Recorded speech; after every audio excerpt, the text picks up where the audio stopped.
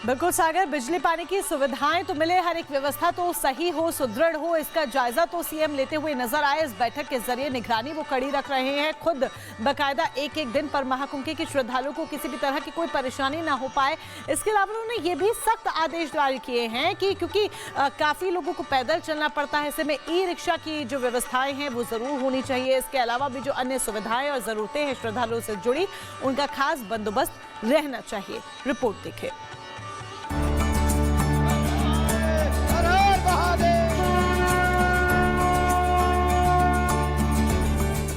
विरासत और विकास के वाहक सीएम योगी, सनातन के झंडा बरदार सीएम योगी,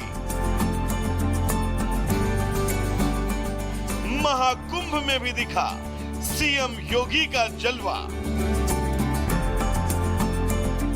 तीर्थराज प्रयाग में दिव्य भव्य नव्य महाकुंभ जारी है। आज महाकुंभ का चौथा दिन है। महाकुंभ में अब तक करोड़ों लोग आस्था की डुबकी लगा चुके हैं। महाकुंभ में अभी भी डुबकियां लग रही हैं। अभी तो ये महज शुरुआत है। महाकुंभ में अब तक जो हुआ उसकी पूरी दुनिया में चर्चा है। योगी आदित्यनाथ ने इसकी तैयारी कैसे कर दी और विरोधियों की बोलती कैसे बंद हो गई, इसको लेकर देश विदेश तक चर्चा है। हर तरफ सीएम योगी की शान में कसीदे पढ़े जा रहे हैं। योगी को अपने मैं धन्यवाद करा भाई, माने इतनी सुविधा मिली, नहाने के लिए, खाने के लिए, पीने के लिए, बहुत अच्छी चीज। इतना बंदोबस्त कर रखा है, सब पुलिस वाले सारे का ड्यूटी लगा रहे हैं, अपने सही ड्यूटी दे रहे हैं। एक नंबर की व्यवस्था है जी। योगी जी ने इतनी व्यवस्था कर रखी है, चप्पे चप्पे पर पुलिस है जी। बहुत बढ़िया जी, बिल्कुल खुला रोड, साफ रोड, ऐसा रास्ता कहीं पर नहीं देखा हमने। तो महाकुंभ मेले के 3 दिन बीत चुके हैं। अब 29 जनवरी को कुछ ऐसा होगा जैसा पूरी दुनिया में कभी नहीं हुआ। उस दिन महाकुंभ में श्रद्धालुओं की रिकॉर्ड भीड़ आने की संभावना है। मौका है दूसरे अमृत स्नान का, क्योंकि उस दिन मौनी अमावस्या का खास दिन है। ऐसे में योगी सरकार साधु संतों और तमाम श्रद्धालुओं के लिए कोई कमी नहीं छोड़ना चाहती। यही कारण है कि सीएम योगी एक बार फिर से एक्शन मोड में हैं। उन्होंने महाकुंभ के पिछले 3 दिनों की समीक्षा की और 29 जनवरी के दूसरे अमृत स्नान के लिए अधिकारियों को तमाम दिशा निर्देश दिए। जानकारी के मुताबिक सीएम योगी ने अधिकारियों से कहा, महाकुंभ स्पेशल ट्रेन समय पर चले, इसकी व्यवस्था हो। रेलवे के साथ बेहतर संवाद स्थापित किया जाए। मेला क्षेत्र में मोबाइल नेटवर्क को और बेहतर किया जाए। बसों, शटल बसों और इलेक्ट्रिक बसों का संचालन लगातार हो। तमाम स्नान घाटों की बैरिकेडिंग की जाए। सभी सेक्टरों में 24 घंटे बिजली और पेयजल आपूर्ति हो। श्रद्धालुओं को स्वच्छ भोजन मिले। साथ ही श्रद्धालुओं की सुरक्षा के व्यापक प्रबंध हो। जानकारी के मुताबिक दूसरे अमृत स्नान यानी मौनी अमावस्या के दिन 8 से 10 करोड़ श्रद्धालुओं के महाकुंभ में पहुंचने की उम्मीद है। ऐसे में मेला प्रशासन के लिए एक बड़ी चुनौती है, लेकिन सीएम योगी के दिशा निर्देश में महाकुंभ का डंका चारों तरफ बज रहा है और माना जा रहा है महाकुंभ मेले का समापन इतिहास रचेगा। Bureau report, Republic Bharat. तो इस समय पूरी दुनिया की नजर महाकुंभ पर है और सब कोई मुख्यमंत्री योगी आदित्यनाथ की तारीफ कर रहा है। यही नहीं, कुंभ में दूसरी बार अब देखिए कैबिनेट की बैठक होने वाली है। इस कैबिनेट की बैठक में कई दिग्गज मंत्री भी शामिल होंगे और कुंभ में दूसरी बार ये बैठक होगी। संतों के यहाँ भोज का भी आयोजन किया गया है। 21 और 22 जनवरी वो तारीख जब बैठक हो सकती है। सीएम मंत्रियों के साथ यहाँ पर देखिए गंगा में डुबकी लगाएंगे। संतों के शिविर में भोज का आयोजन भी किया गया है, वहां पर भी लोग भोज में शामिल हो सकते हैं। कुंभ में ये कैबिनेट की बैठक दूसरी बार होगी। इसके पहले एक बार बैठक हो चुकी है। किस तरह से कुंभ को यादगार बनाया जाए और बहुत बेहतर किया जाए, वहां की व्यवस्थाओं को, इसको लेकर लगातार इंतजाम किए जा रहे हैं।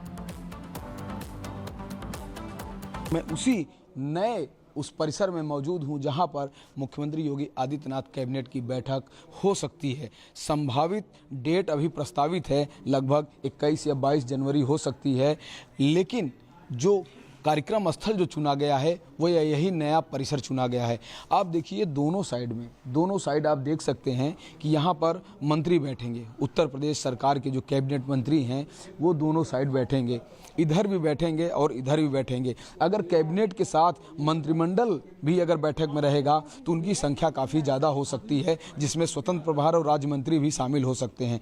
और आप देख सकते हैं कि ये जो 3 मुख्य कुर्सियाँ लगी हैं, ये जो 3 कुर्सियाँ हैं, बीच में मुख्यमंत्री योगी आदित्यनाथ रहेंगे और बगल में उप मुख्यमंत्री केशव प्रसाद मौर्य और उप मुख्यमंत्री ब्रजेश पाठक। ये 2 सीटें जो हैं उप मुख्यमंत्री के लिए हैं, बीच में मुख्यमंत्री रहेंगे, साथ ही वरिष्ठ मंत्री यहाँ पर सुरेश कुमार खन्ना और उसके बाद स्वतंत्र देव सिंह जो कि पूर्व में अध्यक्ष भी रहे हैं। इसके बाद आप इस साइड में देखेंगे जो तमाम जो कैबिनेट मंत्री हैं उत्तर प्रदेश सरकार के वो इस साइड रहेंगे और दोनों साइड रहेंगे।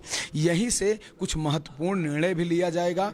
निर्णय लेने के बाद यहाँ के सारे जो मंत्रिमंडल या कैबिनेट के जो सदस्य होंगे वो सीधा संगम में जाएंगे और संगम में वो डुबकी लगाएंगे। कहा जा रहा है कि स्नान के बाद सभी जो कैबिनेट के सहयोगी या मंत्रिमंडल के जो सहयोगी हैं वो सीधा गोरखनाथ आश्रम में जाएंगे। वहाँ पर जाकर मुख्यमंत्री योगी आदित्यनाथ उनको खिचड़ी और भोजन की वहाँ पर व्यवस्था उनके लिए कराए हैं, सबको खिचड़ी भोज कराएंगे।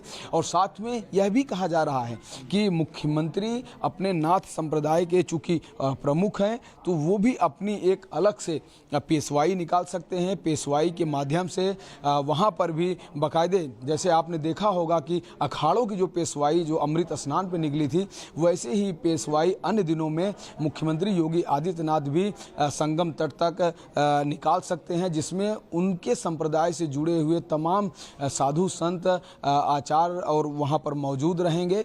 तो इस तरह की जो व्यवस्था है वह होने वाली है। साथ ही यह भी सूचना आ रही है कि मुख्यमंत्री योगी आदित्यनाथ खुद कुंभ मेला में अपने शिविर में कई दिन रह सकते हैं और यहीं से बैठ के उत्तर प्रदेश की सरकार चलाएंगे। चूँकि खुद योगी आदित्यनाथ महंत भी हैं, बाबा भी हैं और वो अपने कर्म यानी जो मुख्यमंत्री हैं, कर्म के साथ धर्म का भी प्रचार वो इसी प्रयागराज की भूमि से करेंगे। तो महाकुंभ की रेती पर कैबिनेट की बैठक होने जा रही है और सनातनी संदेश यहां से दिया जाएगा। और सीधे तौर पर योगी सरकार लगातार जिस तरीके से कदम उठा रही है वो एक के बाद एक सराहनीय कदम यहां पर देखने को मिल रहे हैं। महाकुंभ में योगी कैबिनेट होनी है। महाकुंभ मेला क्षेत्र में योगी कैबिनेट की ये बड़ी बैठक आयोजित की जाएगी। न्यू जिलाधिकारी कार्यालय में ये कैबिनेट बैठक का आयोजन होना है। सहयोगियों के साथ सीएम योगी संगम में आस्था की डुबकी लगाते हुए भी नजर आएंगे। कैबिनेट सहयोगियों के साथ गोरखनाथ पीठ शिविर भी सीएम योगी आदित्यनाथ जाएंगे। गोरखनाथ पीठ शिविर में खिचड़ी का प्रसाद भी ग्रहण करेंगे मुख्यमंत्री योगी आदित्यनाथ। सीएम योगी पेशवाई में भी शामिल हो सकते हैं। जिस तरीके से एक के बाद एक पेशवाई निकाली जा रही है, नाथ संप्रदाय के महंत के नाते पेशवाई में वो शामिल हो सकते हैं।